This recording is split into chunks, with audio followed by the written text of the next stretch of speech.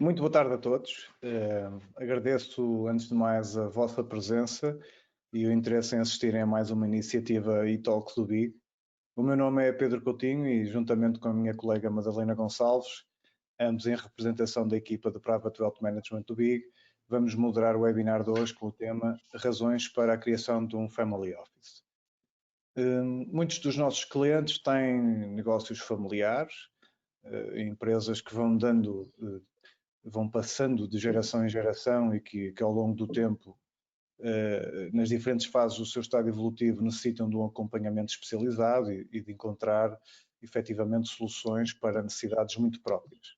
Portanto, questões relacionadas com a sucessão, o assegurar a longevidade do negócio e do legado familiar, preservar e organizar o património, a gestão dos ativos pessoais e empresariais, a resolução de conflitos familiares, a alteração de paradigmas de negócio tradicionais para um modelo mais global, o impacto da tecnologia e dos grandes players agregadores, entre outras razões, obrigam a que as famílias se preocupem em assegurar uma organização sólida e um aconselhamento próximo e profissional para que consigam manter o foco no dia-a-dia do negócio sem perder a visão de longo prazo. A equipa de Private Wealth Management do BIG, mantendo a preocupação de fazer chegar aos investidores em geral acesso a informação especializada relevante, convidou dois profissionais reconhecidos nas suas áreas de atuação e que a Madalena apresentará já de seguida, para nos falarem sobre Family Governance e os principais desafios dos mercados financeiros até ao final do ano. Este webinar tem uma estrutura bastante simples, são duas apresentações de 25 minutos e uma sessão de perguntas e respostas no final. Madalena, apresentas os nossos ilustres convidados, por favor. Obrigada, Pedro. Muito boa tarde a todos. Agradeço também a presença dos nossos oradores e de todos os presentes que aceitaram este convite para vir debater este tema que é tão relevante para a sociedade portuguesa.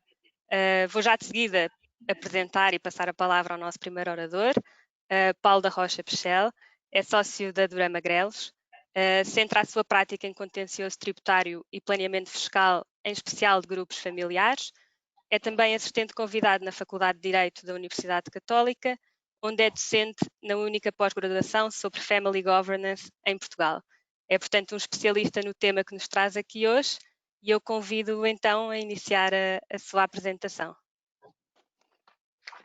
Muito obrigado. Antes de mais, muito obrigado ao Banco BIG pelo convite. É para a Durama Grelos e para mim em particular um gosto de estar aqui hoje para poder falar um pouco destas matérias relacionadas com Family Governance, Family Office e problemas que ocorrem neste contexto.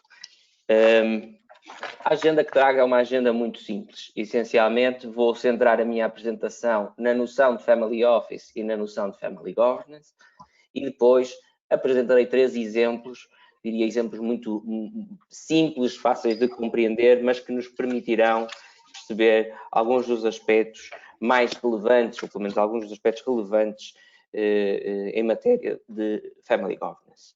Assim sendo, gostaria de vos apresentar aqui um gráfico, no fundo, que corresponde ao essencial desta apresentação no que respeita à noção de Family Office e noção de Family Governance. Ora bom, o problema que aqui nós queremos tratar é um problema complexo, a que o direito não dá uma resposta totalmente efetiva, porque ele une 3 realidades distintas, cuja articulação levanta dificuldades particulares. E essas 3 realidades, o triângulo em que nos movemos aqui, são a família, a propriedade da família e a empresa. Portanto, tipicamente, o paradigma do qual se parte quando se fala de uma análise, de uma estratégia de Family Governance, é um paradigma que tem na sua base estes 3 elementos. Começando pelo primeiro, portanto, a empresa. Tipicamente, a empresa é o centro nevrálgico a partir do qual se vai regular o conjunto das relações, quer no contexto da família, quer no contexto da relação da família com a propriedade ou também com a empresa. Portanto, a empresa é normalmente, nestas famílias, uma entidade que tem um impacto brutal na família, portanto a família e a empresa são muitas vezes continuação uma da outra, portanto nem sempre a barreira entre família e empresa está clara, e depois a empresa tem também, obviamente, uma posição, uma força no âmbito social, socioeconómico em que está integrado, que reforça ainda mais a importância da empresa, até como símbolo, como carta de apresentação da família. E, portanto, para além disto, tipicamente a empresa também é o catalisador do património da família. Quer dizer, a fonte primária, pelo menos de onde se originou o património significativo da família, é na empresa. E o grande problema, do ponto de vista de governance, que aqui nós temos numa perspectiva de empresa familiar, é o problema da liderança e da continuidade da empresa. Essencialmente, os problemas que nós temos que responder é saber quem é que deve liderar, quais são os critérios para levar a cabo essa escolha, de que modo é que essa escolha deve ser efetuada, portanto, quem delibera, de que modo é que delibera, e isto evidentemente levanta problemas complicados, porque essencialmente o problema que aqui se levanta é um problema de controle. Quem é que tem o controle da empresa? Ora bom, se numa fase inicial isto é um tema relativamente simples, têm controle os fundadores, à medida que a empresa vai evoluindo, à medida que novas gerações surgem na empresa, o problema agudiza-se. E, portanto, há perguntas que precisamos de fazer, perguntas que são incómodas às vezes de responder, que é que critérios é que nós queremos definir para determinar quem fica, por exemplo, nos quadros de gestão da empresa, para determinar quem é que pode ou não ser trabalhador da empresa, quem é que pode ou não da família prestar serviços à empresa. Ora, a nossa prática o que é que demonstra? Que tradicionalmente nenhum destes problemas é verdadeiramente acautelado. E como ele não é acautelado a priori, em momento anterior aos problemas surgirem, quando depois se procura criar uma regra em cima do problema, quer dizer, não se quer que os cônjuges dos filhos entrem na empresa. Bom, isto cria um problema. Não se quer que quem não tenha um curso superior em áreas, por exemplo, da gestão, possa ser administrador. Quando já existem filhos, uns que têm curso na área da gestão e outros que não têm, obviamente isto lança um problema. E lança também um problema porque muitas vezes há uma certa mistificação, que é a ideia da gestão profissionalizada. A ideia de que uma gestão profissionalizada resolve o problema das empresas familiares. Normalmente, aliás, colocando uma divisão um pouco estranha, que é a ideia de que as empresas familiares não têm uma gestão profissional e as outras empresas, essas sim é que têm. Ora, não faltam exemplos de empresas supostamente com uma gestão profissionalizada, cuja gestão é, na verdade, um desastre. E temos também empresas familiares que supostamente não teriam gestão profissionalizada e não são. O que significa, e isto é muito importante, que dificilmente nós conseguimos ter um modelo em que a família pura e simplesmente se desliga da empresa e é essencialmente um acionista passivo. E, portanto, nós temos que criar mecanismos de intervenção da família, mas que, ao mesmo tempo, adequem a estrutura de organização e de gestão da empresa àquilo que são as necessidades em primeira linha da empresa e à prossecução do seu objeto. Bom, isto levanta problemas, então, relacionados com a liderança, com a continuidade da empresa, que poderão e deverão ser regulados. Depois temos uma outra dimensão, que é a dimensão da propriedade. Quer dizer, o paradigma que tradicionalmente analisamos é um paradigma em que a empresa, felizmente, tem bons resultados, vai gerando resultados para os sócios que passam a ter um património significativo. Ora, há um processo de destacamento deste património face à empresa que depois se deve traduzir em práticas de salvaguarda do património familiar, de modo a evitar riscos de contaminação do negócio no património da família.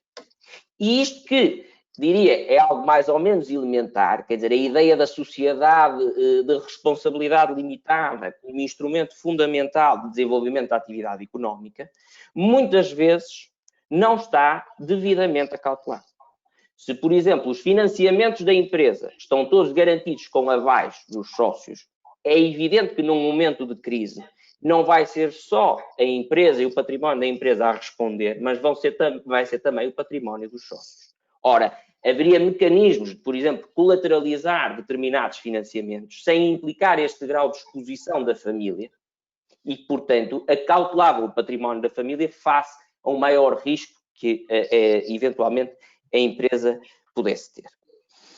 Mas depois há um problema mais complexo, que é o problema de que a perspectiva do nosso ordenamento jurídico, e diria que, enfim, o nosso ordenamento jurídico não é muito diferente, pelo menos dos ordenamentos jurídicos da Europa continental, mas é uma perspectiva ainda muito centrada na propriedade, numa perspectiva individual. Portanto, essencialmente, nós associamos, enfim, o direito de propriedade à ideia do direito de gozo e fruição da coisa. Acontece que, na ótica familiar, muitas vezes não é assim. Quer dizer, o uso e fruição da coisa é visto como algo da família e não como algo do indivíduo em concreto. Quer dizer, é aquela unidade familiar que tem acesso ao bem, ou que se pretende que tenha acesso ao bem.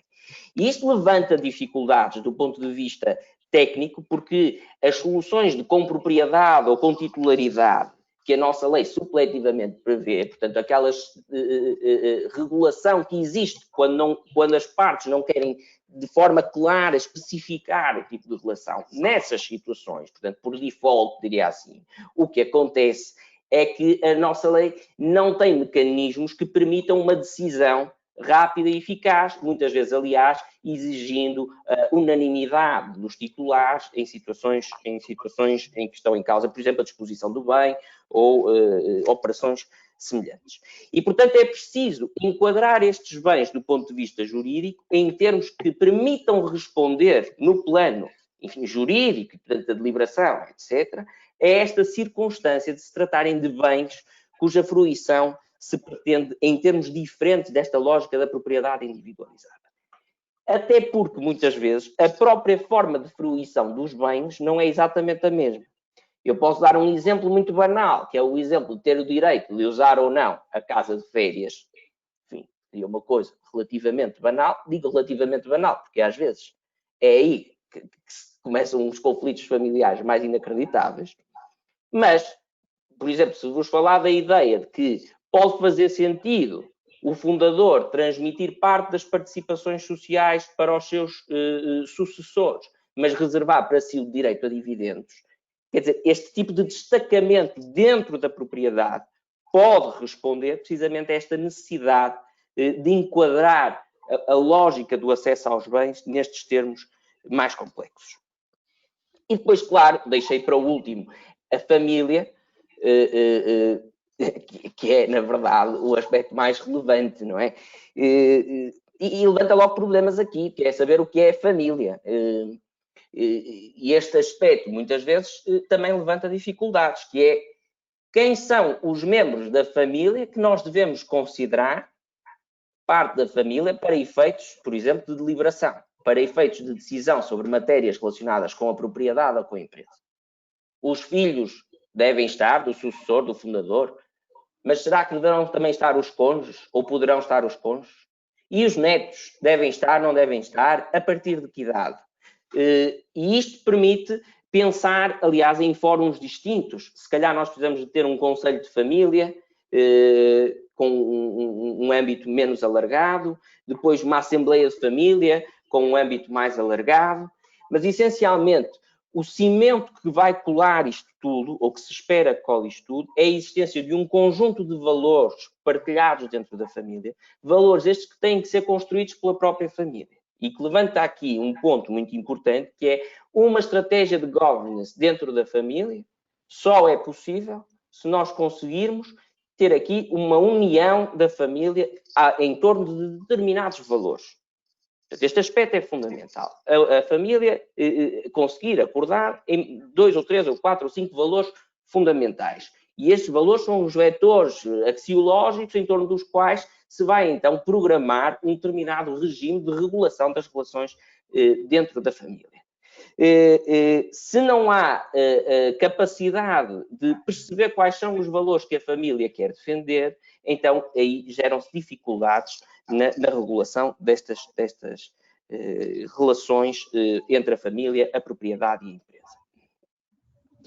E é por isso que eu coloco ao lado deste triângulo, deste círculo que aqui está, a família, a propriedade e a empresa, 3 dimensões que me parecem fundamentais. A primeira é a dimensão financeira. Evidentemente, dúvidas não existem de que se não houver património, se não houver património para gerir, não é necessário, neste sentido, uma estratégia de family governance. Mas este aspecto é muito importante, porque, por exemplo, tipicamente, o negócio que mais alimenta a família, portanto, a empresa, é aquele que implica, por exemplo, uma exposição face ao risco maior. E isso pode, por exemplo, justificar que as estratégias, a definição, por exemplo, dos portfólios financeiros de investimento da família devam estar articulados com a outra dimensão empresarial, para não termos uma situação, por exemplo, de risco excessivo a determinados setores. Mas muitas vezes também verificamos práticas que podem ser evitadas, por exemplo, a existência de múltiplos portfólios financeiros sem que haja um gestor que conhece os diferentes portfólios financeiros. E, portanto, muitas vezes temos uma exposição ao risco muito maior do que aquela que aparentemente existia, e há pessoas aqui que podem explicar isto melhor do que eu, como é evidente, precisamente por esta falta de visão de conjunto. E, portanto, começa a entrar aqui num elemento que me parece talvez dos mais relevantes, que é precisamente, a partir de determinada dimensão, a família precisa de um tipo de assessoria num determinado nível que permita ter uma visão global do património da família, portanto, da propriedade que a família tem, uma compreensão da empresa, do modo de funcionamento, dos riscos, etc., e até um conhecimento da própria família.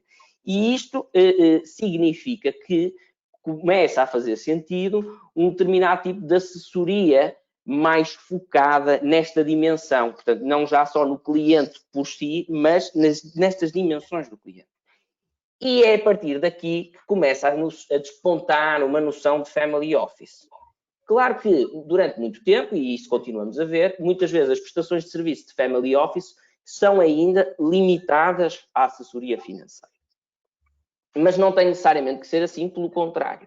Quer dizer, é possível que os family offices, enquanto prestadores de serviços a uma família ou a várias, depende da dimensão naturalmente do património da família em causa, prestem uma assessoria muito mais lata e em muitas outras dimensões, num certo sentido, que se sentam à mesa com a família a discutir todos os aspectos de natureza estratégica. E é por isso que, por exemplo, questões relacionadas com assessoria empresarial, portanto, ajudar a encontrar sinergias, se a família quer vender uma parte da empresa, conseguir identificar oportunidades de negócio, etc. Tudo isto também faz parte ou pode fazer parte desta ideia de family office.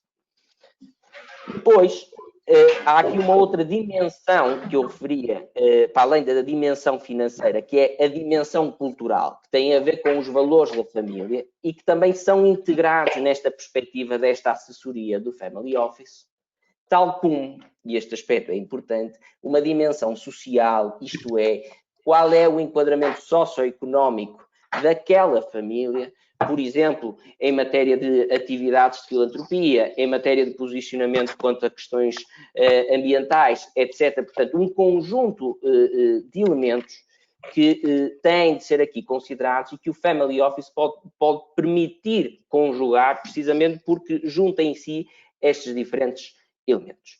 É evidente que, na perspectiva que eu aqui trago, enquanto advogado, estou mais focado na questão da assessoria tributária, na questão da assessoria legal e, em particular, na questão do planeamento sucessório, que vou falar de seguida.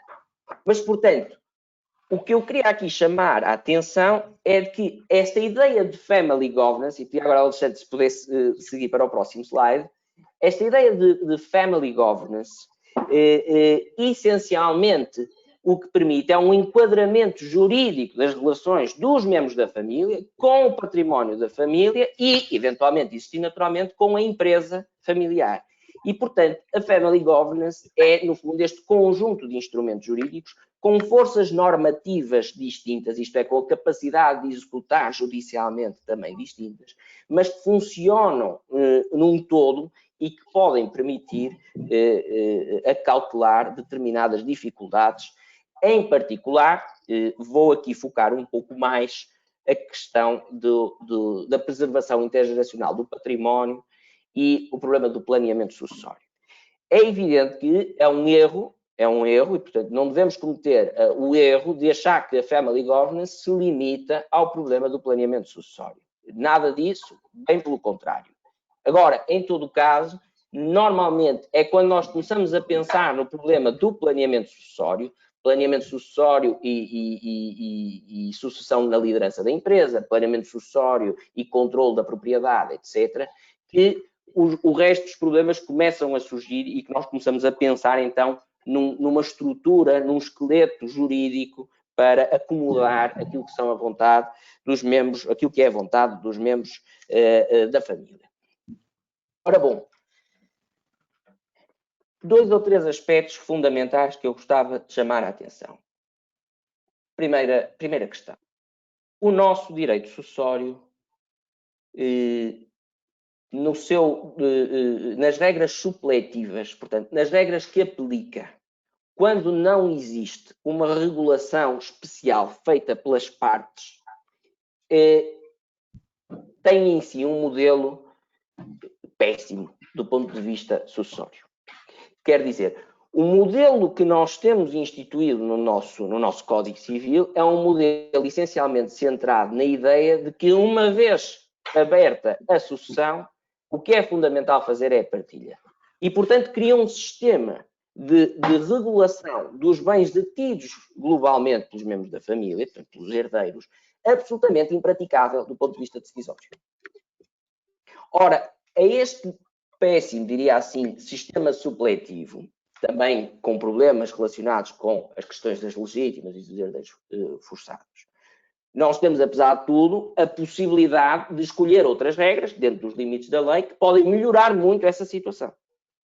Mas, para além do problema no plano substantivo, quer dizer, um regime que, por regra, é mau, temos ainda um problema, também ele grave, que é o problema de, quando existe litígio, o sistema que nós temos de justiça não responde eficazmente. Quer dizer, é uma conversa já velha e, portanto, não preciso de me alongar muito tempo nesta matéria, mas, como é evidente, andar a discutir uma questão sucessória durante 10, 15, 20 anos num tribunal, por isso, simplesmente, já não há depois, no final, empresa para partilhar, porque, evidentemente, que sem liderança, sem capacidade de decisão, sem capacidade de determinar as opções estratégicas mais relevantes, por isso, simplesmente, o património vai se erudindo e, portanto, torna-se impossível.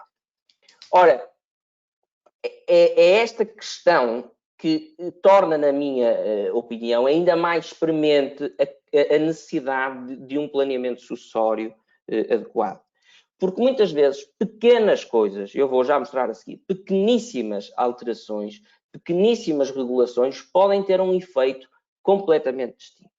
É verdade, e isto não quer demais dizer, que uma boa estratégia de Family Governance implica a criação de um protocolo familiar, que no fundo tem aqui uma natureza híbrida, tanto pode funcionar como acordo parasocial nas relações com a empresa, como pode funcionar como, enfim, na medida em que eles forem admitidos, convenções que de algum modo limitam a faculdade de dispor, etc. Mas mesmo os instrumentos mais simples, como sejam o testamento, como seja uma convenção antenupcial, podem e devem ser utilizados, aliás, num quadro global. Portanto, fazem parte de um puzzle, que é um puzzle complexo e que muitas vezes nos leva a ficar no limite entre aquilo que é legalmente admissível e aquilo que já não é legalmente admissível, por termos um sistema de regulação das sucessões bastante rígido. E, portanto, é este conjunto de instrumentos a funcionar globalmente que permitem um nível de normatividade e eficácia dos instrumentos escolhidos superior. E por isso, devemos considerar estes elementos e estes instrumentos todos num só. Eu pedi ao Alexandre para passar para os nossos 3 casos de estudo, porque o que eu quero aqui é dar exemplos muito breves, muito, diria, básicos, de como as coisas podem correr muito mal e que com pequenas diferenças poderiam correr muito melhor.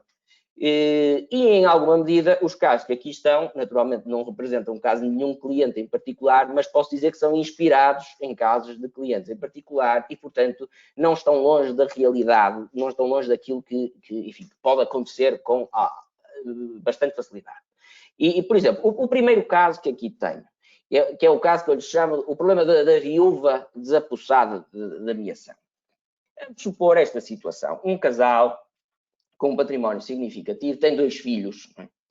E, portanto, eles acordam na ideia de que, obviamente, se um deles morrer, quer que o outro fique com o máximo de bens possível.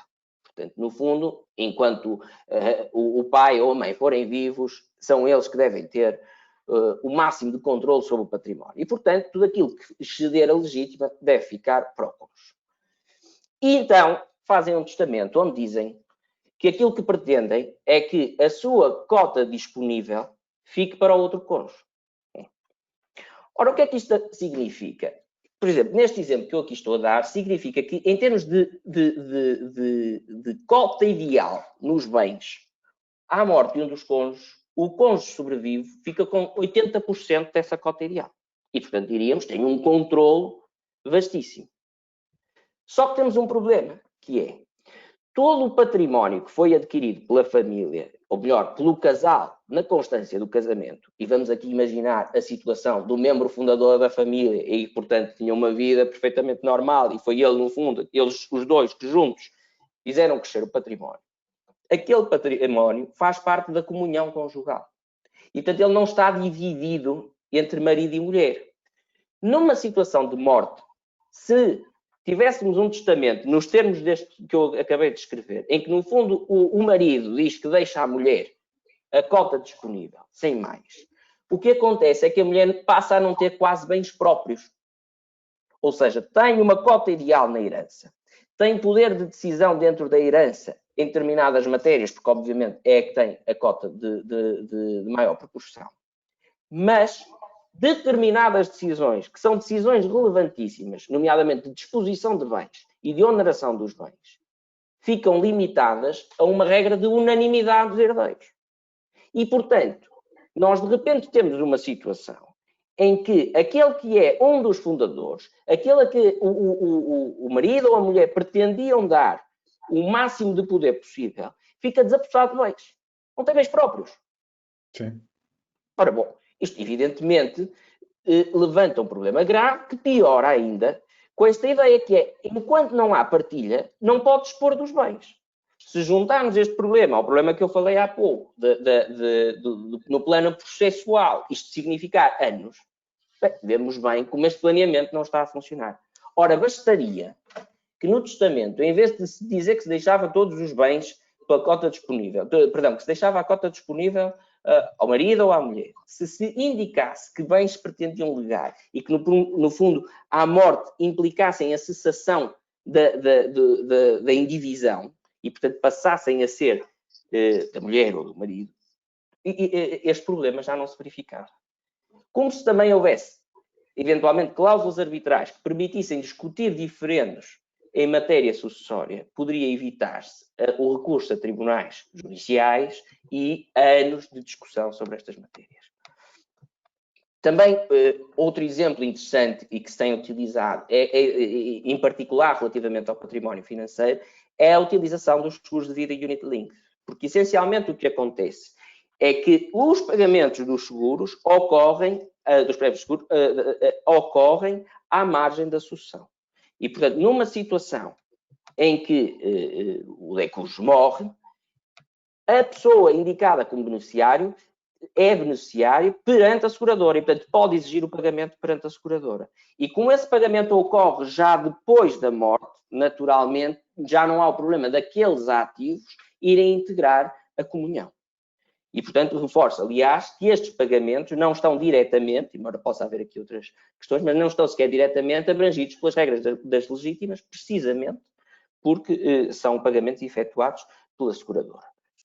Um segundo caso que gostaria aqui de dar nota.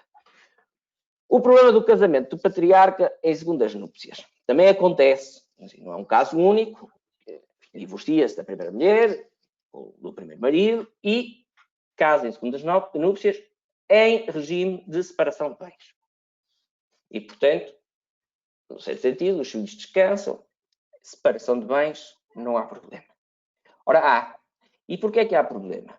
Porque, na verdade, o cônjuge casado em regime de separação de bens não é, por regra,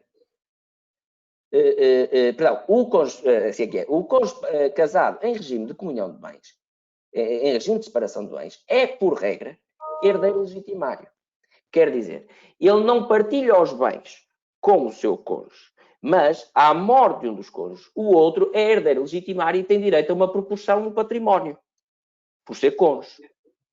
E por isso, há, por exemplo, aqui um risco, que é o risco de repente, na empresa, haver a circunstância de a totalidade das participações sociais, a totalidade ou a maioria das participações sociais, serem controladas pelo cônjuge casado em segundas núpcias e relativamente ao qual até vigorava o regime de separação de bens. E isto coloca um problema, que é, de repente, a liderança na empresa pode ser posta em causa. Formas de resolver esta questão. Uma, que só está em vigor há relativamente pouco tempo e, portanto, para os casamentos que já existem não é possível. Atualmente é possível celebrar na convenção antenupcial uma renúncia à condição de herdeiro nas situações em que o casamento é feito com separação de bens. E, por isso, isto deve estar no protocolo familiar. E, por isso, esta hipótese deve ser acautelada. Mas há também outras hipóteses que importa chamar a atenção, que é a possibilidade de regular matérias sucessórias com o uso de mecanismos, diria assim, não sucessórios. Mecanismos próprios de outros ramos do direito, mas que servem aqui interesses sucessórios. Por exemplo, instituir na empresa familiar um mecanismo que permite limitar a transmissão da participação social por morte. E, portanto, se a transmissão da participação social por morte se for limitada, é possível à família controlar as pessoas ou as classes de pessoas que se permitem que entre no controle da empresa. E isto, evidentemente, tem desde logo a vantagem de salvaguardar a empresa do problema sucessório eventual e pode também ter uma vantagem muito importante, que é a fixação de regras de avaliação dos bens, que, sendo regras razoáveis, permitem, em grande medida, ultrapassar o problema da avaliação dos bens no contexto sucessório, que é também um problema em si que muitas vezes atrasa e muito o processo sucessório. Um terceiro exemplo que gostaria de dar, este assim um bocadinho mais radical, não é? Portanto, o ataque do primo, essencialmente para chamar a atenção para este exemplo que aqui tem. Vamos supor a situação de uma família, não interessa como, em que há dois sócios, um que tem 60% e o outro que tem 40%. O que tem 60%, naturalmente, tem o controle, e esse sócio S que tem 60% morre e deixa 20% a cada um dos filhos. Portanto, eles dividem, os três filhos dividem as participações nestes termos. Ora bom, o que é que pode acontecer aqui? Numa situação de desavença entre os irmãos, pode perfeitamente acontecer que o primo que tem 40%, com o preço de 20%, consegue ganhar o controle da empresa, que é algo que vale muito mais do que o valor dos 20% que ele comprou. E pode, por exemplo, aproveitar uma situação de debilidade financeira de um desses irmãos para precisamente ganhar o controle da empresa. Ora bom, porquê é que este problema surgiu? Porque não houve nenhum mecanismo de determinação de regras de liderança da empresa e, mais do que isso, não se instituíram mecanismos de proteção contra ataques externos. Ora bom, isto poderia ser resolvido se, por um lado, existisse um protocolo familiar onde regras relativas à sucessão da liderança estivessem estabelecidas. Mas, acima de tudo, se nós instituíssemos na empresa e num acordo parasocial que pode ou não integrar o protocolo familiar, instituíssemos mecanismos de controle de saída. Quer dizer, por exemplo, direitos de preferência. Os irmãos só poderiam vender se dessem primeira preferência aos outros irmãos e, portanto, não poderiam vender diretamente ao primo. Ou se tivéssemos cláusulas de drag along ou tag along, portanto, de preferência na venda ou de preferência na aquisição. E um outro aspecto muito importante, que tem a ver com a própria estrutura de detenção do património. Neste exemplo que eu aqui dava, o que é que acontece? Os 3 sócios herdeiros detêm diretamente 20% das participações sociais. E, portanto, o primo, que vem de fora, só precisa de convencer um deles para conseguir adquirir as participações sociais. Mas vamos imaginar que, na verdade, estes 60% estavam debaixo de uma sociedade holding. Para que a sociedade holding vendesse 20% das participações sociais, era preciso que, pelo menos à partida, 2/3 dos sócios e, portanto, 2 dos irmãos estivessem de acordo. E, portanto, nós conseguimos, por esta via, blindar o acesso direto às participações sociais, limitando a capacidade de aquisição e, portanto, limitando um eventual ataque. Para concluir, eu já lhe pedia o que é que me parece fundamental dizer. Em primeiro lugar, a governança familiar implica a utilização de instrumentos jurídicos múltiplos e, portanto, não são só instrumentos sucessórios, são também instrumentos relacionados com o direito das sociedades, com os seguros de vida unit-link, etc. Portanto, um conjunto de instrumentos que operam à margem do direito das sucessões, mas que podem ter implicações significativas no desenho institucional que se pretende alcançar. E, portanto, institucionalizar as relações de família e planear não é só planear uma vez, é no fundo ter uma estratégia de otimização e de análise contínua das relações familiares e de ajuste progressivo institucional. Não é uma estratégia de family governance não é algo que se faz de um dia para o outro, é algo que implica melhorias contínuas e quer dizer, uma peça de cada vez. E, finalmente, um terceiro elemento, que aqui não falei muito, mas que até diria, num certo sentido, o elemento que me é mais caro pelas circunstâncias profissionais, que é o problema da eficiência fiscal das soluções escolhidas. E neste contexto, importa chamar a atenção 2 aspectos fundamentais. Primeiro, encontrar um desenho institucional é uma coisa. Chegar a esse desenho institucional, muitas vezes, implica termos muitos cuidados, porque, sem querermos, podemos provocar efeitos fiscais negativos na reestruturação dessa estrutura de detenção. E isso, obviamente, há que evitar. E, infelizmente, nós não temos na nossa legislação fiscal, vamos dizer assim, mecanismos de neutralidade fiscal para todas as soluções. E isto pode ser um problema. Segundo aspecto, é verdade que nós temos a tributação das transmissões a título gratuito com uma ampla margem de isenções e também de exclusões territoriais, isto é, doações que ocorram sem conexão com o território português, mesmo entre cidadãos portugueses ou residentes fiscais em Portugal, à partida não são cá sujeitos à tributação, e as doações entre pais e filhos, avós e netos, etc., estão isentas de tributação, embora sujeitas a declaração. Eu gostava de chamar a atenção para a circunstância de nós termos imposto sucessório oculto, e que é um tema muito poucas vezes falado e que merece atenção. Dou um exemplo básico que julgo que todos percebem. Suponhamos que eu herdo um imóvel.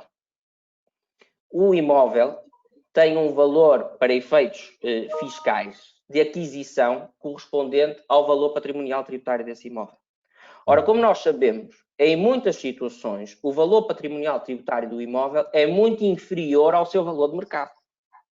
E, portanto, eu recebo, vamos imaginar, um imóvel pelo valor de mercado de 1 milhão de euros, mas que, na verdade, o VPT são 500 mil euros.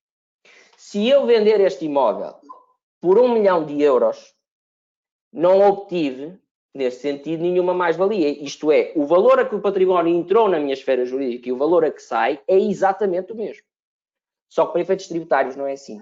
porque o valor que se considera de aquisição aqui relevante é o valor patrimonial tributário. E, portanto, isto significaria que eu tinha aqui uma mais-valia, já não lembro que valor é que eu disse, de 500 mil euros ou 900 mil euros, já não lembro se disse que era 1 milhão, se era 100 mil ou 500 mil. Pronto. Vendo aí por 1 milhão, se o VPT é 500 mil, eu vou ter aqui uma mais-valia de 500 mil. Quando, na verdade, eu recebi o imóvel exatamente com aquele valor. E, portanto, nós temos aqui um risco sério de tributação sucessória oculta e que pode criar situações de desigualdade entre herdeiros. Porque, no fundo, eu recebi um imóvel de 1 milhão e o meu irmão recebeu 1 milhão em dinheiro, diríamos que estamos mais ou menos na mesma situação, só que, na verdade, no final eu tenho menos de 200 e tal mil euros porque tive que pagar a mais-valia.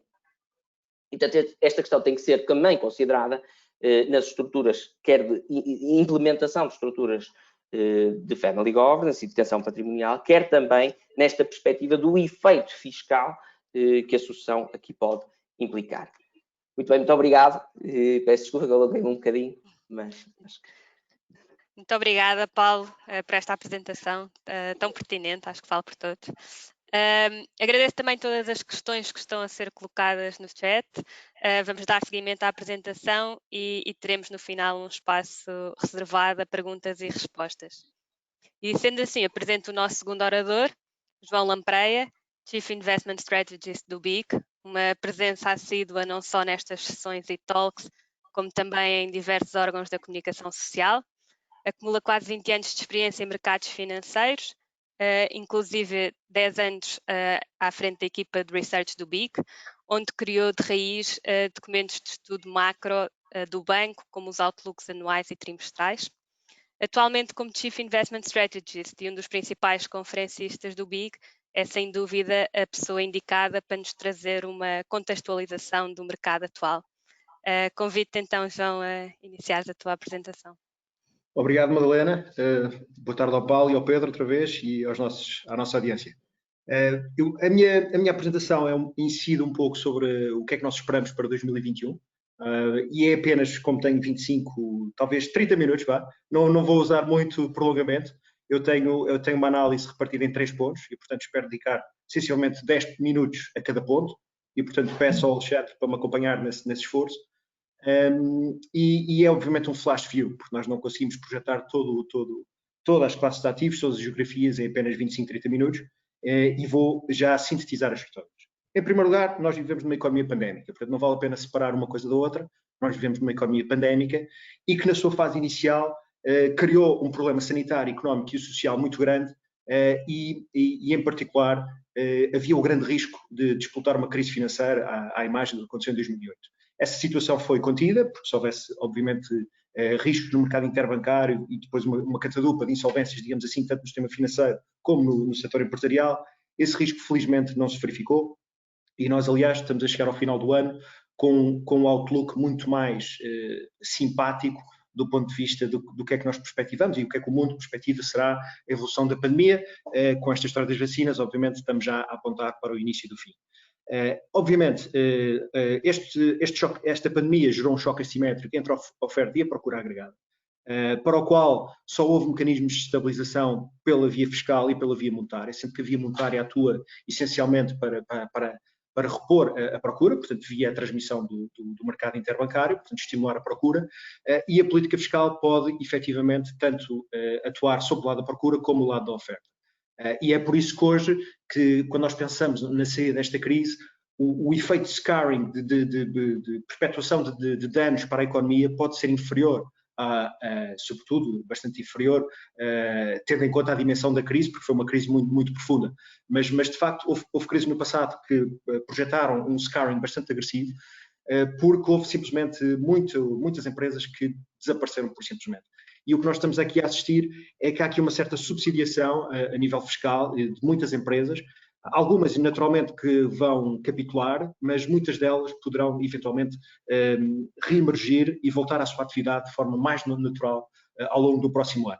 E o que nós tivemos foi, na primeira fase mais negra do mercado, um grande choque, uma grande queda do produto e depois uma recuperação exatamente da mesma forma, muito pujante. E depois já em setembro, outubro, começámos logo, aliás, entre agosto e setembro, começámos logo a ver já, com os riscos de incidência do coronavírus, alguma desaceleração económica.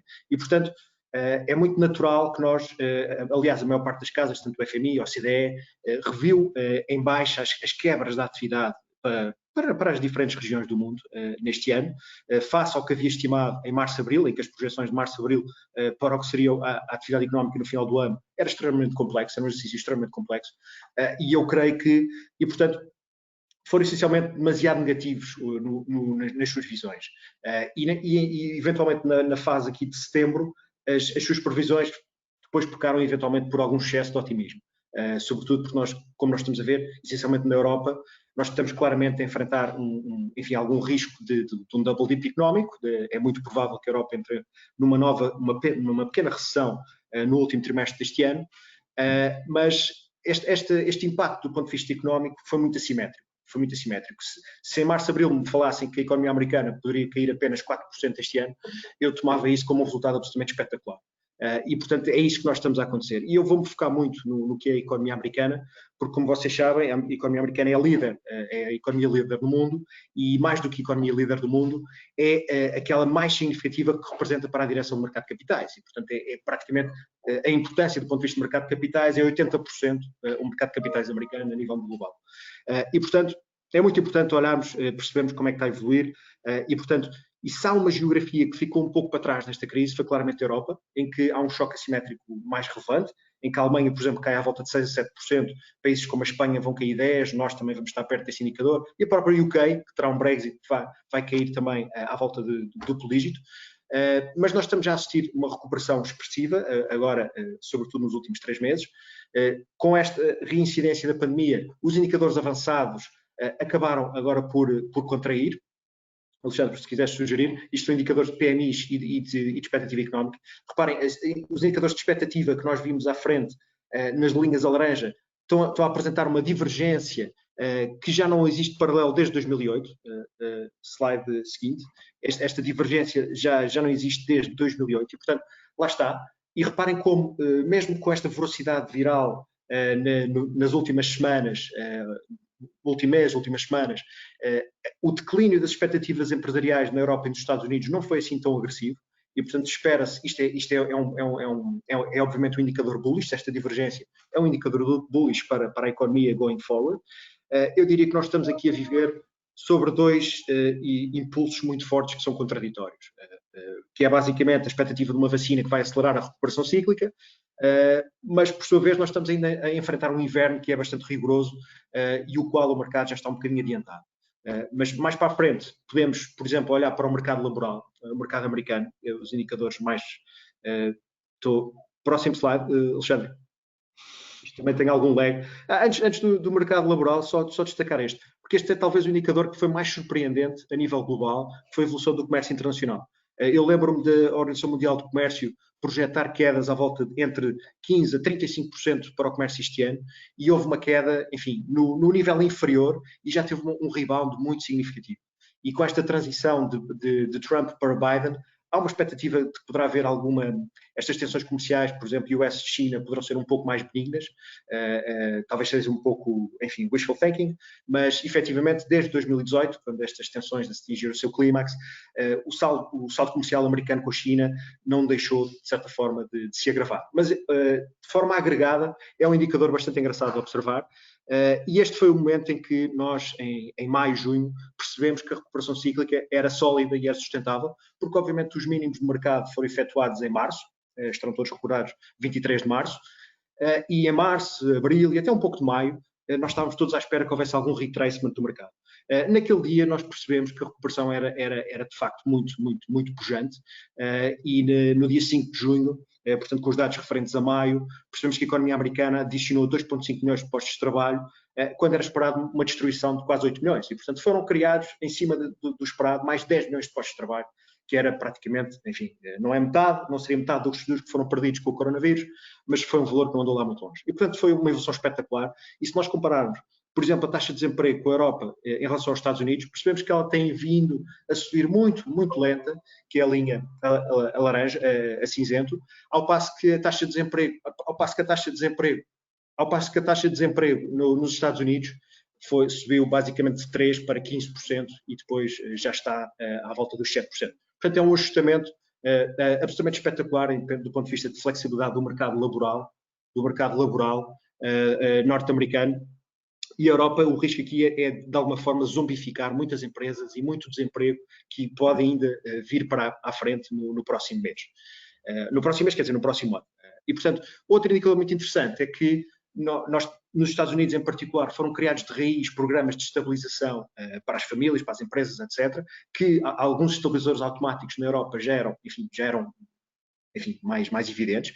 E basta recordar que em abril, maio, a taxa de poupança das famílias subiu exponencialmente nos Estados Unidos, tendo em conta que muitas pessoas que estavam em layoff estavam a acabar por receber mais do que se estivessem efetivamente empregadas. E, portanto, isso contribuiu para uma subida espetacular da taxa de poupança e do rendimento disponível e tem, de certa forma, obviamente isto resulta de política fiscal e política monetária muito agressiva.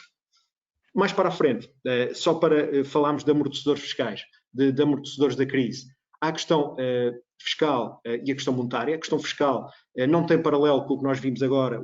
Os erros aprendidos em 2008 foram totalmente aprendidos. E, de facto, estamos a falar de estímulos fiscais 5 a 6 vezes superior ao que foram feitos na grande recessão de 2008 e, sobretudo, foram tomados no espaço de 1 ou 2 semanas. Foi, de facto, uma resposta absolutamente espetacular, que não teve paralelo. Isto apenas do ponto de vista fiscal.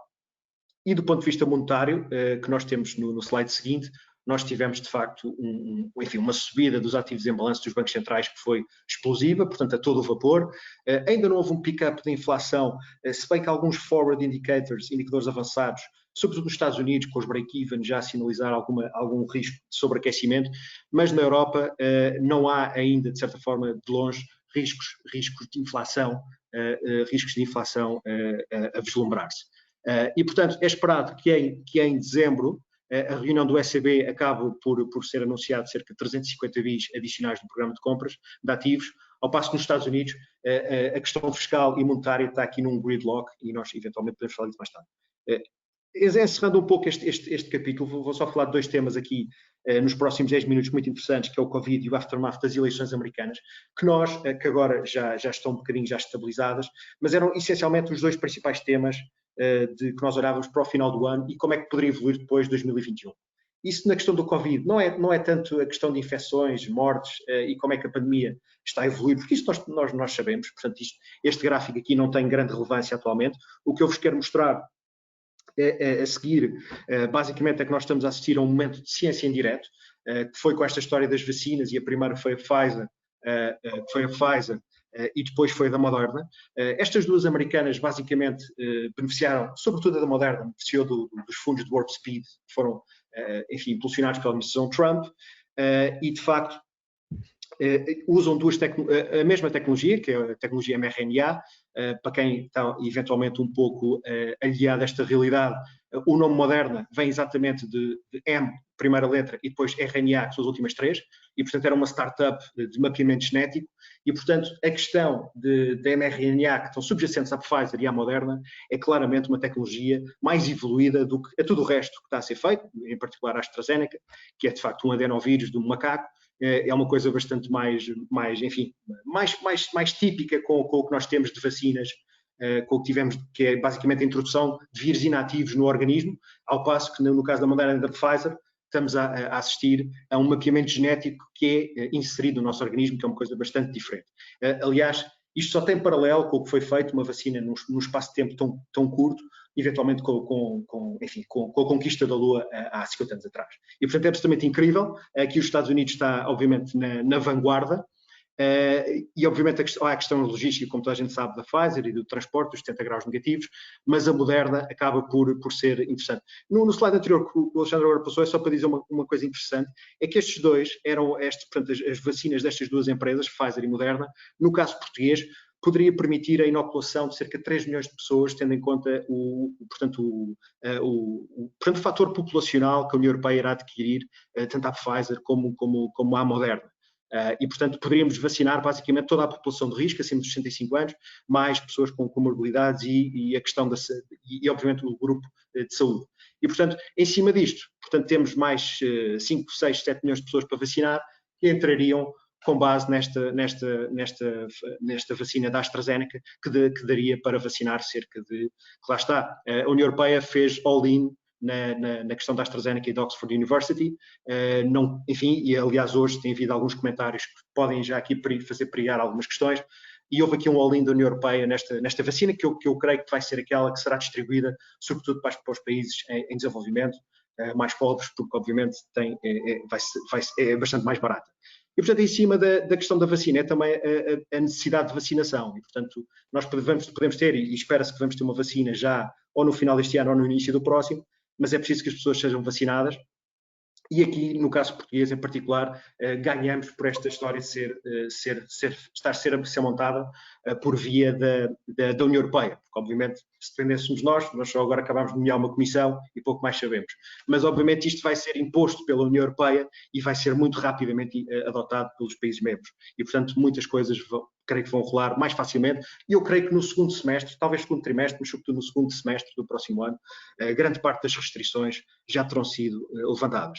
E, portanto, para a frente, Alexandre, podes passar. O mercado, lá está, o número de infecções tem vindo a picar, mas, enfim, as histórias do coronavírus, nós vemos ali, o mercado começa a dar cada vez menos atribuição. Era a tal história que eu estava a falar há pouco. O mercado está dividido entre duas narrativas selvagens muito violentas, que é, ok, nós temos a perspectiva de uma vacina aqui a entrar, e, portanto, há uma expectativa de recuperação mais rápida e, portanto, sobretudo as ações que descontam já um cenário de 6, 9 meses para a frente, já estão aqui a descontar um cenário já pós-pandémico. Nem é questão da vacina, é já um cenário pós-pandémico. E as ações estão já bem dentro de 2021. Commodities agora também já descolaram um pouco. As obrigações são as únicas que ficaram ainda em 2020. Sobretudo não tanto as bonds dos Estados Unidos, mas também um pouco as bonds dos Estados Unidos, mas sobretudo as bonds na Europa. Eu recordo que hoje, por exemplo, as obrigações a 10 anos em Portugal, enfim, tocaram valores negativos pela primeira vez. E, portanto, as obrigações estão a dar um sinal ainda muito divergente em relação às ações que já estão num momento pós-crise. E, portanto, estamos a ver aqui a atividade a cair muito, enfim, na generalidade dos países, sobretudo na Europa, mas também nos Estados Unidos. E, de facto, o que houve já um certo, enfim, um buy the rumor, sell the fact, no sentido em que, por exemplo, os impactos têm sido cada vez menores à medida que são anunciadas novas vacinas. E a curva do VIX diz isso. Em relação aos Estados Unidos, muito rapidamente das eleições, duas palavras muito rápidas. Uma tem a ver com o controle do Senado, que vai ser só resolvido, como se sabe, na segunda volta de 5 de janeiro do estado de Georgia. Isso é importante porque vai perceber até que ponto é que nós vamos ter, enfim, maioria ou não no Congresso Democrata. É muito provável que não seja, porque isto seria um bocadinho... O Georgia é claramente um estado republicano, apesar de nestas eleições Biden ter vencido o colégio eleitoral, mas quer dizer, votar, o voto senatorial é bastante diferente do que o voto presidencial. Isto seria um bocadinho a Câmara do Seixal ter maioria PSD no dia 5 de janeiro. E, portanto, teoricamente, eu creio que vai ser 49-51 a composição final do Senado, com maioria republicana, e um Congresso dividido.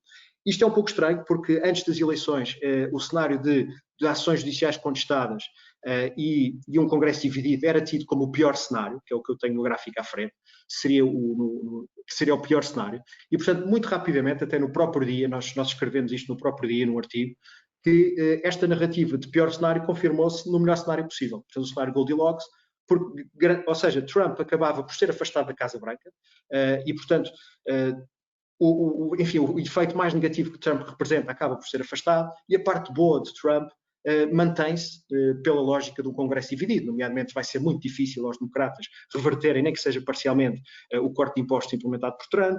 A questão dos riscos regulatórios ao nível financeiro e tecnológico, enfim, deixa de haver uma grande base de apoio no Congresso para Biden endereçar esta agenda, e a ala mais radical do Partido Democrata, que é um partido também bastante fraturante, não é só o Partido Republicano que tem muitas fissuras, o Partido Democrata tem muitas fissuras, e, portanto, aquela ala mais warreniana ou sandersiana fica com uma influência muito contida e isso, em particular, na transição energética, pode ter alguns efeitos. Mas, claramente, Biden é também mais favorável na gestão pandémica e na política externa.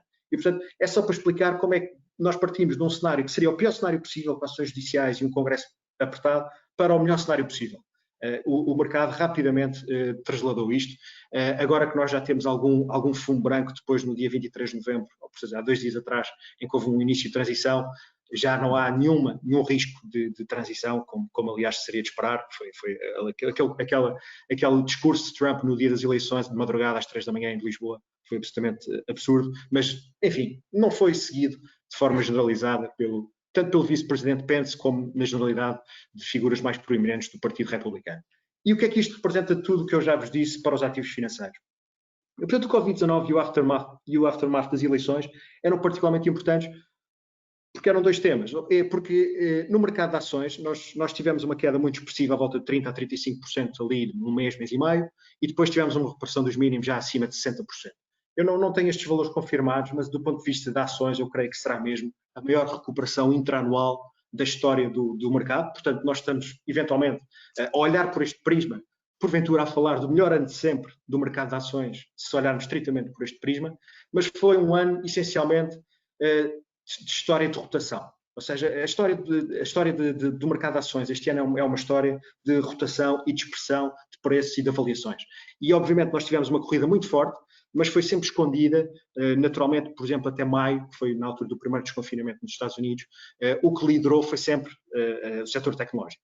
E, portanto, obviamente, em termos geográficos, foi, de facto, Estados Unidos e Ásia que lideraram os ganhos, a Europa ficou bastante para trás, mas foi sobretudo por esta via, porque foi sempre o setor tecnológico a puxar pelos índices e pesam muito, nós vamos ver no gráfico de seguida, e pesam muito, antes de entrar nesse gráfico, mas até mais de junho houve um grande rally do setor tecnológico. Depois, com o desconfinamento, nós claramente avisámos que algo tinha que acontecer. O mercado não era sustentável se continuasse a ser driven, continuasse a ser puxado única e exclusivamente pelo setor tecnológico. Os ganhos teriam que ser abrangidos, mais abrangentes, nomeadamente, por exemplo, para temas que agora se falam muito, small caps, value, cíclicos, etc. E, de facto, falava-se muito do setor tecnológico poder estar num risco de bolha. E eu não creio que o setor tecnológico tenha alguma vez estado em bolha durante este ano, mas, de facto, ali, sobretudo em julho e agosto, houve um nível especulativo muito grande do setor tecnológico em relação aos demais, aproximou-se em termos relativos aos níveis de avaliação que se verificou em 2000, sobretudo em algumas franjas. Não estou a falar do setor tecnológico como um todo, mas sobretudo ali em julho e agosto nós já não conseguimos acompanhar a tese porque é que o setor tecnológico estava a crescer daquela maneira, tanto mais que em setembro houve de certa forma uma normalização da realidade e houve mais ou menos um crash do setor tecnológico nos primeiros 15 dias a 3 semanas de setembro, em que o resto do setor, dos outros setores ficaram em colmos. Portanto, o S&P ajustado ao peso das 500 empresas praticamente não caiu e as small caps até subiram quando o Nasdaq cai à volta de 10 ou 15%. Atrás, só para vos dizer um pouco, no slide anterior, e lá está, esta divergência, a tal divergência que eu falei, desde setembro, que foi uma data que eu referi, ou seja, é quando começa o segundo tema de rotação. Ou seja, a partir de setembro começa a haver claramente um pricing in de uma perspectiva de rotação e que favoreceu, obviamente, estes plays das small caps. As small caps são claramente o melhor tema para estar exposto num cenário de recessão, tem gráficos que indiciam isso, e obviamente, o S&P com o Weighted, isto são valores que nós já falamos. E, portanto, mais para a frente, nós olhamos, lá está. E o que é que aconteceu também? Ou seja, está enganado quem pensa que estes nomes só se juntaram à festa agora depois do anúncio da vacina, salvo erro, a 11 de novembro. É claro que houve, de facto, movimentos extraordinários de small caps e de value a partir, enfim, no último mês, aliás, nas últimas 3 semanas, 2-3 semanas com esta história da vacina, e reparem como isto extremou de uma forma extraordinária. Aqui, propositadamente, estão apenas os primeiros 5 dias após a vacina, e reparem como a própria Europa, e sobretudo a Europa que tem estado mais penalizada neste ano, que é o caso do IBEX, a economia espanhola é a economia que vai cair mais em 2020, quase 12% do PIB, o IBEX subiu 15%. Por exemplo, bancos espanhóis subiram desde os mínimos no espaço de 3 semanas à volta de 70 pontos percentuais. E, portanto, nós quando comparamos com o que nós estamos a ver, eventualmente alguns nomes de value a fazer um bocadinho que o setor tecnológico fez ali no final de maio, início do verão. alguns nomes um bocadinho mais arriscados, mas de facto há esta rotação muito grande. Foi sempre assim ao longo do ano, e isto era muito previsível. Nós tínhamos adiantado que isto iria acontecer, ou seja, era lógico, porque a performance típica de uma recessão é uma outperformance dos value contra growth. Value performa melhor growth numa recessão. Esta recessão é que foi diferente, porque foi uma recessão que só beneficiou growth, e portanto growth acabou por se aguentar bem, por subir mais, e num cenário de saída da recessão, naturalmente o value iria outperformar growth, e eu acho que ainda nós ainda estamos neste cenário, não num cenário de 1 a 2 meses, que obviamente os ganhos foram muito fortes, mas pensando num cenário entre 3 a 6 meses, claramente estamos mais otimistas para value em relação ao growth, da mesma forma que small caps contra large caps tenderiam a beneficiar.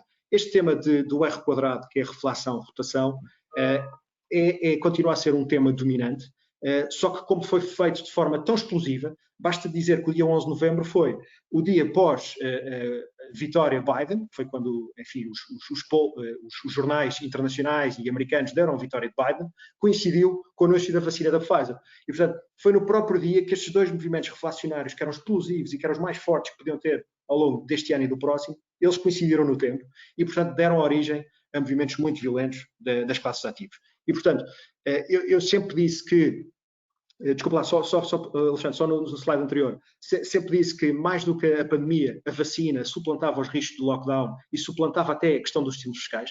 Portanto, a perspectiva de um estímulo fiscal nos Estados Unidos como a vacina perde um bocadinho de validade. Nós nesta fase já não estamos à espera de um estímulo fiscal até final do ano, portanto até à transição, e mesmo quando ele vier a acontecer, provavelmente vai ser menor do que as pessoas estão à espera, mas vamos ter política monetária, enfim, taxas baixas durante mais tempo, e esta saída da recessão com as vacinas parece sólida. O principal risco no médio e longo prazo, mais do que a pandemia no curto prazo, no médio e longo prazo é sobretudo a questão do breakout de taxas nos Estados Unidos e eventualmente uma força relativa do dólar. E provavelmente Alexandre, podes avançar por favor, estamos aqui a falar. E portanto, qual é a percentagem do fair value deste movimento de rotação que nós já vimos ao longo, enfim, com muita violência nas últimas 2, 3 semanas, mas já vem desde setembro, de forma normal e de forma estruturada. O que é que podemos esperar para a frente? Mas é interessante considerar o que é que nós estamos a ver do movimento de recuperação com crises passadas. E desde os mínimos, esta crise é em tudo idêntica à crise de 2008, desde o mínimo de 2008.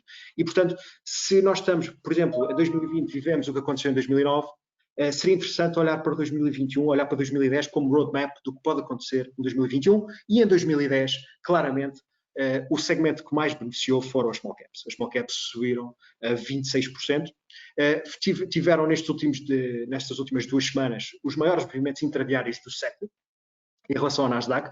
As small caps contra o Nasdaq têm um padrão muito parecido do value contra o growth, o padrão é muito parecido, só que as small caps é esse movimento com esteroides, digamos assim, é um bocadinho mais agressivo, porque as small caps obviamente são mais, é um perfil mais especulativo, corre mais riscos de solvência e portanto é sempre mais volátil, digamos assim. Mas portanto tentando, e agora nestes próximos slides, tentar procurar responder esta pergunta, quanto é que já está priceado no preço para este movimento e o que é que se pode esperar para a frente se esta rotação pode continuar? Parece-me que olhando para métricas de valor e de preço, o Russell continua atrativo em relação ao Nasdaq. Se olharmos aqui para o gráfico dos resultados a preto, nós percebemos que é esperado um crescimento das small caps de 60 vezes, ou seja, é esperado que eles tripliquem os lucros em relação aos lucros que tiveram este ano, porque houve muitas delas que obviamente tiveram prejuízo e, portanto, é esperado que algumas delas tiveram lucros, tripliquem os lucros no próximo ano, e as empresas do S&P 500, excluindo as FANG, terão uma perspectiva de crescimento de resultados superior às próprias FANG. E, portanto, o horizonte para a recuperação dos resultados é superior, generalizado a todos os setores e a todas as empresas, exceto as tecnológicas. As tecnológicas, em princípio, o que tiveram de boom este ano, até do ponto de vista de resultados, vão crescer menos no próximo ano em relação ao que as outras vão recuperar e que perderam este ano. E, portanto, também do ponto de vista de visibilidade de resultados, a história de value e small caps acaba por ser, e cíclicas, acaba por ser suportada. Outros gráficos para a frente, vemos esta lógica que nós estamos num contexto de reflation, em que as taxas subiram nos Estados Unidos de forma muito significativa nas últimas semanas, as 10 anos quase que tocaram nos 1%, e tipicamente, num contexto de reflação e de subida de taxas de juros, as ações que se portam pior no contexto de subida de taxas é claramente as ações de crescimento, como são o caso das ações tecnológicas, porque obviamente têm pressupostos de avaliação que são, enfim, têm saltos do ponto de vista das avaliações dos modelos de cash flow, que são muito penalizados com subidas dos fatores de desconto e, portanto, são mais penalizadas por essa via. Ao contrário, tipicamente empresas cíclicas e de value tendem a beneficiar com subidas de taxas, e em particular o setor financeiro, que é inexorável. E, portanto, este movimento de steepening da curva nos Estados Unidos é um movimento muito interessante que nós estamos a ver. E, portanto, para tentar perceber e sintetizar a dinâmica do R quadrado entre reflação, rotação, small caps value, que nós estamos a assistir já com alguma intensidade nos últimos 2 meses e com uma força absolutamente apoteótica nas últimas 2 semanas, o que é que nós podemos esperar para o final do ano, início do próximo? Muito provavelmente, até é provável que até o final do ano este play acabe por correr pior. É muito possível que as tecnológicas acabem por outperformar as small caps e value, precisamente porque fez um valor muito alto, mas uma performance muito alta, mas pensamos ao longo do ano, eu creio que nós temos aqui 6 fatores que justificam alguma outperform small caps e values. Portanto, a expectativa de preços que eu vos falei, as avaliações, a amplitude de preços e rally, portanto é isto que eu vos estou a dizer, provavelmente podemos ter algum profit taking going forward nas próximas semanas, mas esta amplitude de rotação, esta estratégia de dispersão-rotação, e que foi muito claro ao longo deste ano, à medida que a pandemia suavizar-se e tiver mais ou menos sob controle no final do primeiro semestre, este play de rotação vai estar completo. Portanto, eu creio que a outperformance do value contra growth vai se materializar ainda ao longo do primeiro trimestre, eventualmente do primeiro semestre, mas depois, eventualmente, pode, de alguma forma, estabilizar e os temas mais dinâmicas de avaliação depois vêm para a frente. Mas eu creio que ainda pode ter mais força para correr e, obviamente, também com base nesta história da subida de taxas de juros e plays de rotação. Portanto, claramente, este movimento de rotação parece-me válido ainda, parece intacto, mas os ganhos potenciais são cada vez mais estreitos. Para a frente e um pouco para fechar, e reparem, olhem para este gráfico, isto diz-nos tudo, não é? O equity risk premium das ações em relação às obrigações, portanto, é o earnings yield em relação às taxas de juros dos Estados Unidos, não é? Às 10 anos, portanto, neste momento está já abaixo da média dos últimos 10 anos e, portanto, o risco-retorno das ações face às obrigações está abaixo da média dos últimos 10 anos.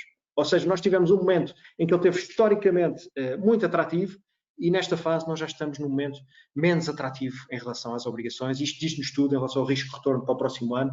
Nós não vamos ter os movimentos de rotação tão explosivos que tivemos este ano e não vamos ter retornos tão explosivos como tivemos este ano e basicamente vai estar muito ancorado com aquilo que nós perspectivamos que seja o breakout nas taxas de juros nos Estados Unidos, o steepening, até o próprio dólar, muito interessante. O dólar este ano foi claramente um indicador risk-on, o dólar caía, risk-off, o dólar sobe. E eu creio que, tendo em conta este diferencial de taxas de juros, o dólar começa a ficar imune a esta narrativa e eu creio que é mais a tecnologia nos próximos meses que vai ser risk-on e risk-off. Portanto, em risk-off, tecnologia sobe, em risk-on, tecnologia sobe menos. Não quer dizer que a tecnologia caia, mas em risk-on, a tecnologia vai sempre subir menos em relação ao movimento de rotação. E, portanto, para fechar, eu acho que o anúncio desta vacina e o desfecho eleitoral dos Estados Unidos provou a tese do investimento do R quadrado, da reflação-rotação, eram os principais drivers, surgiram no mesmo dia, apanharam algumas pessoas desprevenidas, não foi o nosso caso, nós já estávamos a falar disto desde maio e junho, mas o mercado não estava muito posicionado para este movimento. Por exemplo, eu estava a ver hoje um posicionamento do Citigroup Survey, em que 70% dos agentes institucionais estão bullish para equities, mas ainda apenas 26% é que acreditam nesta tese bullish de rotação. E, portanto, ainda pode subir um pouco mais em termos de flows para estes temas, até porque muitos destes flows que estão a entrar para value e para cíclicas não estão a sair diretamente de growth. São flows novos que estão a entrar nestas histórias e isso é muito interessante porque nós acreditamos que tech também vai continuar, se o mercado continuar a subir, tech não porque obviamente se tech caísse, o mercado caía também, até do ponto de vista de sentimento e de peso no índice, o mercado teria que cair. E, portanto, mas eu creio que nos próximos 6 a 12 meses a história de rotação continua a provar-se válida, portanto, cíclicos, value e small caps. Em termos de geografias, Ásia-Pacífico pode ser muito interessante, a Europa pode continuar a beneficiar porque é um continente laggard do ponto de vista do mercado e até muito mais um peso de value em relação ao growth. Não há empresas de crescimento espetaculares na Europa como há nos Estados Unidos e, portanto, a Europa pode beneficiar por causa disso. Dei-vos o exemplo do que aconteceu em Espanha e esse é um exemplo paradigmático. Em bonds, se eu fosse um portfólio manager de obrigações estaria preocupado no próximo ano, não é? Porque temos a generalidade do mundo com taxas zero e negativas e, portanto, não é fácil o risco-retorno em bonds do próximo ano, portanto, seletivos e emergentes, eventualmente convertíveis, serão best in class. Portanto, neutro a positivo para commodities, sobretudo aquelas commodities que estão muito pressionadas e menos eventualmente o ouro, mas muito pressionadas e que agora também já deram sinais de ânimo, como em particular o crudo. Mas este é um pouco o nosso view, do ponto de vista flash view de mercado, geografias e algum posicionamento. Excelente. João, muito obrigado. Conseguiste em tempo recorde dar quase uma volta ao mundo e explicar muitíssimo bem alguns pormenores que são interessantes e até porque o momento que vivemos é efetivamente complicado. Eu só queria te fazer aqui uma pergunta relativamente à Europa, porque acho que foi um foco menos...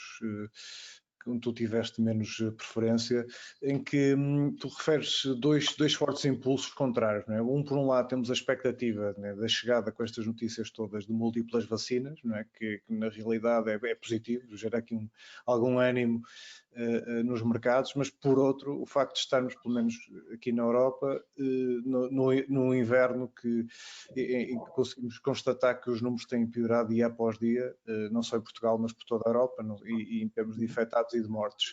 Portanto, estes dois cenários que em si são contraditórios, qual é que tu achas que vai prevalecer no curto prazo, pelo menos, quer dizer, qual é o impacto que tu crees que aconteça nas próximas semanas nas classes de ativos Europa? Bem, eu acho que a Europa, esse movimento risk-off pode eventualmente acontecer um bocadinho numa lógica buy the rumor, sell the fact das vacinas e, portanto, acho que podemos ter eventualmente uma correção. Este movimento de rotação que foi explosivo pode enfim, aliviar e as tecnológicas podem beneficiar disso. Mas eu acho é que tem um downside relativamente limitado, porque nós desde os mínimos vimos o mercado a cair no máximo entre 10% a 12%, 13%, e eu creio que, enfim, com base numa put dos bancos centrais, digamos assim, e agora temos uma put das vacinas, não é? E, portanto, nós temos basicamente um drop à volta de 10%, a partir do qual nós estaríamos já bastante confortáveis em reentrar em alguns dos temas que nós falámos. Mas eu diria que no curto prazo poderia prevalecer a lógica desta violência de movimento que foi feito num espaço de tempo muito curto e, de facto, a emergência sanitária que tem, de facto, está num nível alarmante na Europa e também nos Estados Unidos. E, por exemplo, hoje as notícias que tivemos da AstraZeneca podiam, por exemplo, que não foram boas, poderiam indiciar mais riscos de vacinas, que, obviamente, não estamos ainda fora de out of the woods, não é? Como se diz na gíria inglesa, não é? Sim. Obrigado. Aproveito também para lançar outra questão para ti, João. Em relação ao mercado de ações, enunciaste a questão da evolução das taxas de juros nos Estados Unidos como um fator decisivo para a direção do mercado. Qual o risco das taxas de juros subirem mais do que o esperado ou alguns estímulos monetários serem retirados, ainda para mais depois da polémica que ocorreu na semana passada entre o Tesouro Americano e a Fed sobre visões opostas quanto à cessação até ao final do ano de alguns programas de concessão de liquidez? Pois, brevemente eu falei que tipo, o breakout taxas de juros nos Estados Unidos podia ser o grande risco. Eu acho que o Fed vai claramente manter-se ativo. Nós esperamos algumas novidades em dezembro dos bancos centrais. Portanto, o ECB esperamos um reforço do programa de emergência pandémica e o Fed, eu acho que vai dar alguma clareza sobre a forward guidance. Portanto, ou seja, como é que se vai posicionar na curva a comprar dívida, porque eles estão a comprar mensalmente à volta de 100 dias, entre MBS e Treasuries, e, portanto, eles provavelmente poderão ancorar determinados pontos da dívida americana, eventualmente para não permitir que a inclinação não seja tão agressiva como temos visto. Esta história entre o Tesouro e o Fed, em que Newry estava a pedir a Powell que retirasse ou devolvesse ao Tesouro algum dinheiro dos programas de emergência, gerou alguma instabilidade. Eu diria que com a nomeação de Yellen, quer dizer, com aquele perspectiva que seja a nomeação de Yellen, que foi anunciada na segunda-feira, eu creio que mesmo que sejam retirados nesta fase, ou até final do ano, ou início do próximo, eles podem ser eventualmente repostos como firewall, porque Yellen é tipicamente uma pessoa dovish, apesar de ter subido as taxas uma vez em 2015, mas tipicamente é uma pessoa que teria uma convergência com Powell e teria esse cuidado de ter um backstop de liquidez, de eventualmente do poder repor. Portanto, eu acho que o Fed vai estar muito preocupado e não vai permitir que as taxas subam. Aliás, ao longo do ano eles fizeram aquele tweak no mandato de permitir que a inflação suba além dos 2% em média.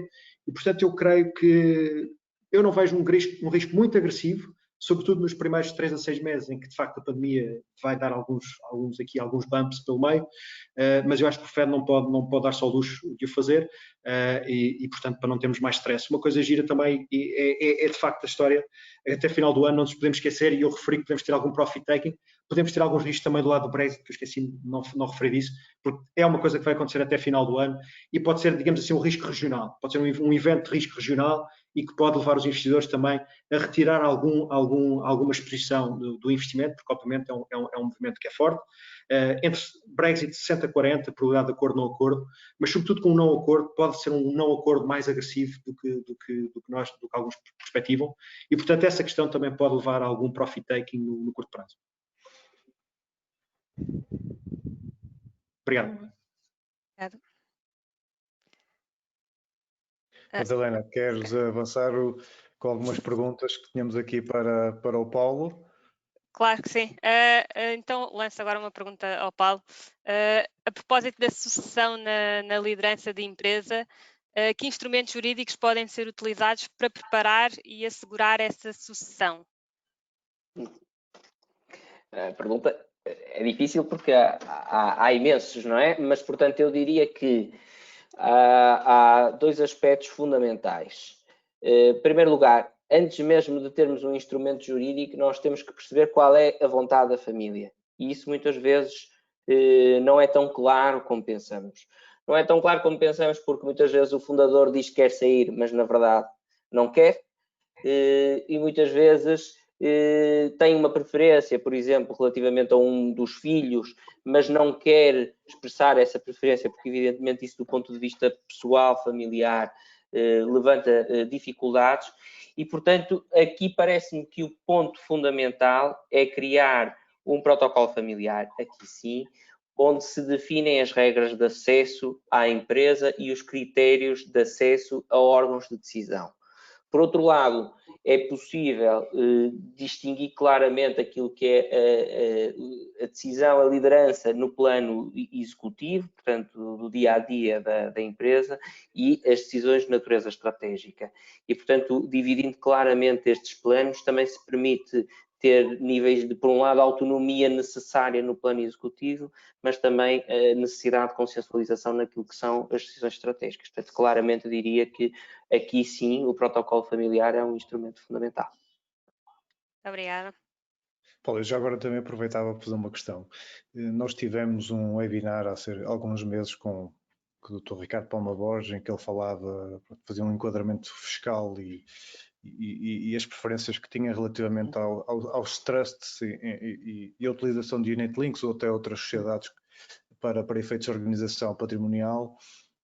No teu ponto de vista, achas que a utilização de trusts que é comum em famílias internacionais e agora que temos tido um fluxo anormal, pelo menos qualquer comum em Portugal, de um movimento de entrada de famílias internacionais com bastante património, é possível que isto possa gerar algum tipo de problemas com o nosso ordenamento jurídico?